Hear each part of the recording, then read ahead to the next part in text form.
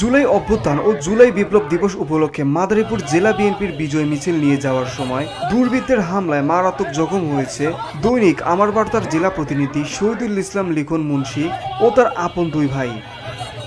বুধবার দুপুরের দিকে মাদারীপুর পৌর শহরে ডিসি ব্রিজ এলাকায় মিছিল আসলে পূর্ব পরিকল্পিতভাবে তাদের কুপিয়ে জখম করা হয়।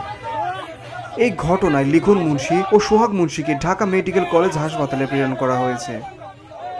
আহত পরিবার ও পুলিশ জানায় সকাল 12:15টার দিকে জেলা পুলিশের উদ্যোগে জুলাই বিপ্লব দিবস উপলক্ষে একটি বিজয় মিছিল নিয়ে শকুনি লেকপাড়া থেকে ইটের পুলে যাচ্ছিল।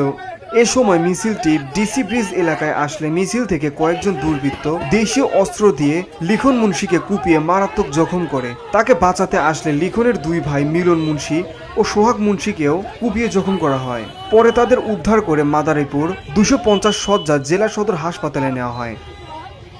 সেখানে লিখন ও সোহাগের অবস্থার অবনতি হলে ঢাকা মেডিকেল কলেজ হাসপাতালে পাঠানো হয়। এ ঘটনার সময় মিছিলের পাশেই মাদারীপুর সদর থানার ভারপ্রাপ্ত কর্মকর্তা মোহাম্মদ আদিল হোসেন ও তার সঙ্গীয় ফোর্স উপস্থিত ছিলেন, কিন্তু তাদের তেমন তৎপরতা দেখা যায়নি বলে জানান স্থানীয়রা।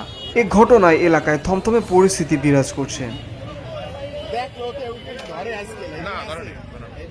Beauty Bangla news desk. Bashundhara, Uttara, Banasree, Kuril ও বাড্ডা সহ রাজধানীর বিভিন্ন স্থানে অভিজাত ও অত্যাধুনিক মানের ফ্ল্যাট কেনার এক নির্ভরযোগ্য প্রতিষ্ঠান প্লেজেন্ট প্রপার্টিজ লিমিটেড। তাই আপনার স্বপ্নের আবাসনের জন্য আজই যোগাযোগ করুন। Pleasant properties limited, where destiny matches eventually.